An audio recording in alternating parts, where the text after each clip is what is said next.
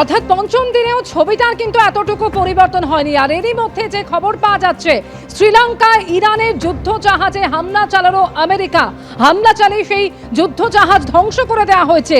ইরানি যুদ্ধ জাহাজে হামলায় এখনো পর্যন্ত শতাধিক নিখোঁজ বলে জানা যাচ্ছে। এছাড়াও 32 জন আহত হয়েছেন। শ্রীলঙ্কার উপকূলে ধ্বংস করে দেওয়া হয়েছে ইরানের যুদ্ধ জাহাজকে। আমেরিকার সাবমেরিন থেকে ইরানি যুদ্ধ জাহাজে হামলা চালানো হয়। ভারতে মহড়া সেরে ফেরার পথে আক্রান্ত হয় ইরানি যুদ্ধ জাহাজ। পশ্চিম এশিয়ায় যেভাবে যুদ্ধ চলছে তার বলি এবার শৈশব। রেহাই নেই শিশু কিশোরদেরও। ইরানের গার্লস স্কুলে যেভাবে হামলা চালানো হয়েছিল ইসরায়েল আমেরিকার যৌথ বাহিনীর এই হামলায় 170 জনের মৃত্যু হয়েছে, অর্থাৎ ছাত্রী ও শিক্ষক মিলিয়ে 170 জনের মৃত্যু হয়েছে জানিয়েছেন ইরানের শিক্ষামন্ত্রী। তাদের গণকবর দেওয়া হয়েছে, সেই ছবি আপনাদের সামনে তুলে ধরেছি। 28 ফেব্রুয়ারি দক্ষিণ ইরানের মিনাবের স্কুলে ইসরায়েলি হামলা, দেওয়া হলো গণকবর। চোখের জলে শেষ বিদায় খুদে পড়ুয়াদের। যৌথ বাহিনীর হামলায় ইরানের অন্তত 20টি স্কুলে ব্যাপক ক্ষতি হয়েছে।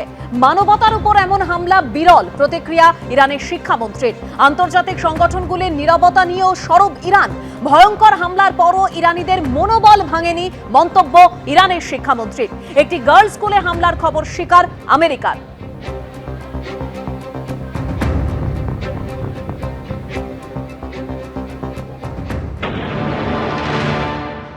That this attack that hit the girls' school was absolutely devastating.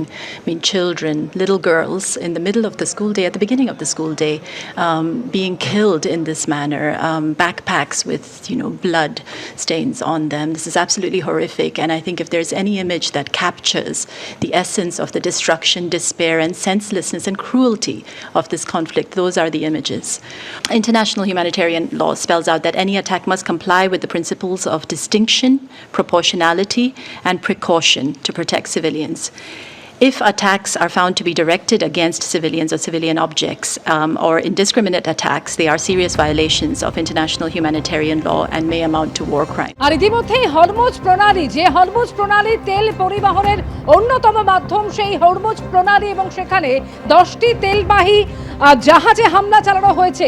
ইরানের নিষেধাজ্ঞা উড়িয়ে হরমুজ প্রণালীতে ঢোকার জের এবং 10টিরও বেশি তেলবাহী জাহাজে হামলা চলেছে। Output. Trading sources have told Reuters that several tanker Iran लगातार स्ट्रेट ऑफ हॉर्मुज पर जो वहां से शिप गुजर रहे हैं उनको टारगेट करने का प्रयास कर रहा है। इसके माध्यम से ईरान अमेरिका के ऊपर दबाव बनाने की भी कोशिश कर रहा है, उन तमाम देशों के माध्यम से जिनके ऊपर एनर्जी का असर पड़ने वाला है आने वाले दिनों में, क्योंकि एक बड़ा संकट आ सकता है दुनिया भर के कई देशों के सामने। जो कच्चे तेलों का सप्लाई का सबसे बड़ा रूट ये स्ट्रेट ऑफ हॉर्मुज है और इसीलिए ईरान यहां पर लगातार हमले कर रहा है। क्योंकि आप देखिए, ईरान की तरफ से जो हमले इजराइल की तरफ किए जा रहे हैं उसमें उसको ज्यादा सफलता नहीं मिल पा रही है।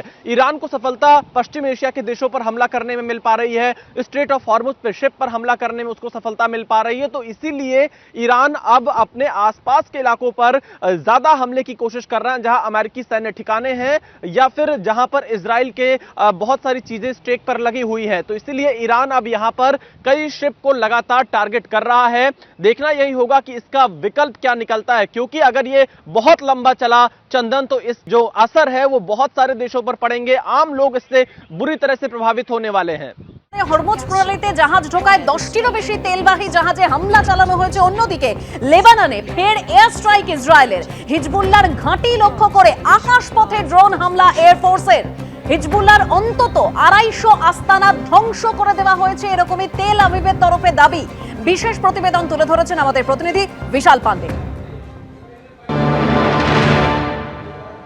इजराइल की तरफ से जानकारी दी गई है कि ईरान के फाइटर जेट को मार गिराया है और इजराइल बड़े पैमाने पर लगातार ईरान में एयर स्ट्राइक कर रहा है। ईरान पश्चिम एशिया के देशों में लगातार नुकसान पहुंचाने की कोशिश कर रहा है। इस वक्त एक नया आंकड़ा सामने आया है। संयुक्त अरब अमीरात यानी जो दुबई अबू धाबी का एरिया है, वहां पर आज ईरान की तरफ से 129 ड्रोन से हमले की कोशिश की गई, जिसमें से 121 ड्रोन को नष्ट कर दिया गया और 8 ड्रोन यूएई में गिरे हैं। इस बात की पुष्टि यूएई के रक्षा मंत्रालय ने की है। इसके अलावा 3 बैलिस्टिक मिसाइल से यूएई पर हमले की कोशिश ईरान की तरफ से की गई है, जो कि असफल रहा है। यह कहा जा सकता है कि ईरान इजराइल पर हमले करने में विफल है, लेकिन पश्चिम एशिया के देशों पर जहां अमेरिकी सैन्य ठिकाने हैं उनको निशाना बनाने में काफी हद तक सफल हो रहा है। और इन सब के बीच में इजराइल की वायुसेना ताबड़तोड़ एयर स्ट्राइक कर रही है। उनके तमाम जो ईरान के फोर्सेस हैं उनको खत्म करने में जुटी हुई है और एक ही मकसद है मेघा इन हमलों का। अमेरिका और इजराइल के पास ये आखिरी मौका है ईरान में तख्ता पलट करने का, रिजीम चेंज करने का। अमेरिका इजराइल की पहली कोशिश यही है कि ईरान जहां से ड्रोन हमले लॉन्च कर रहा है, जहां से मिसाइल हमले लॉन्च कर रहा है, उन जगहों को ही खत्म किया जा सके ताकि ईरान की ताकत को कम करे और ईरान में तख्ता पलट के रास्ते पर अमेरिका आगे बढ़ पाए। लेकिन ईरान ने इतनी जगह से मिसाइलें लॉन्च कर रहा है कि 28 फरवरी से अब तक पूरी तरह से अमेरिका और इजराइल ईरान के मिसाइल लॉन्चिंग सिस्टम को खत्म नहीं कर पाए हैं। वो आज भी एयर स्ट्राइक के माध्यम से लगातार जारी है और अब से थोड़ी देर पहले ही इजरायली वायुसेना ने बड़े पैमाने पर हमला किया है। वहां की बसीज फोर्स के ठिकानों पर हमला किया है, जो कि प्रदर्शनकारियों को हमने देखा था पिछले दिनों में किस तरह से उनके साथ सलूक किया था, उनको बुरी तरह से मारा पीटा था बसीज फोर्स ने। उनके ठिकानों पर भी हमला किया है, जो कि ईरान की इंटरनल सिक्योरिटी को देखती है। तो अमेरिका और इजराइल हर उस इलाके पर हमला कर रहे हैं जिससे उनका रास्ता साफ हो सके, ईरान में वो तख्ता पलट कर सके। और लेकिन इसमें कितना वक्त लगेगा यह कहना बहुत मुश्किल है। एबीपी आनंद एगिए थाके एगिए राखी।